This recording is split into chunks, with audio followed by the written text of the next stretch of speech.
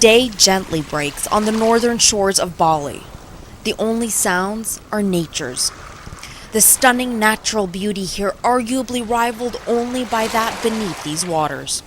In the tiny village of Les, Ningah Arsan begins his morning by preparing to go fishing.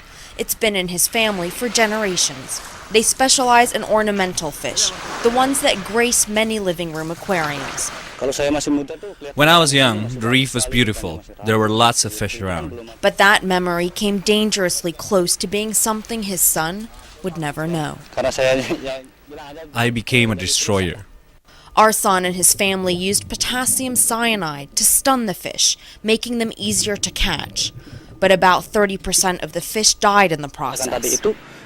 I knew that if we keep on using potassium cyanide, we will die of hunger, because catching ornamental fish is the only thing that we can do. And it's not just about the fish. Potassium cyanide, one deadly squirt can kill 2 to 3 square kilometers of coral in about a month. In just a decade, this reef became a haunted version of its former beauty, and the fishermen were forced to travel further and further into these waters for their livelihood. Cipto Aji Gunawan is part of a national NGO that is trying to introduce eco-fishing. Actually, this situation at the moment is very critical. 33% of fish live and depend on the reef. And if we destroy the reef, then we lost probably those 33%. But not off the shores of Les anymore. These days, Arsan heads out not with cyanide, but with nets, joined by his 2 nephews and his son, Gide. We're on top of the very same reef you saw in that video that was almost completely destroyed, but now it's rejuvenated. It's absolutely amazing. It's hard to believe that this is the reef just 6 years after the men stopped using cyanide.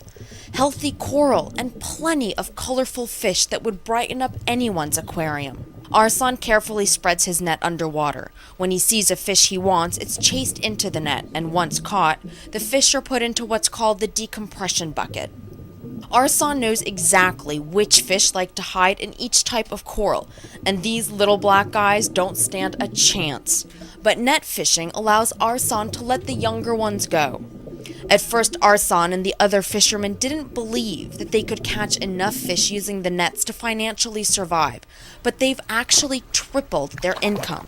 Everyone here agrees that there is nothing better for their future than sustaining the ecosystem and the economy. But across Indonesia, an estimated 95% of fishermen still use cyanide. And unless that tactic changes, experts say that the natural beauty beneath these waters might not last for more than a couple decades. Arwa Damon, CNN, Bali, Indonesia.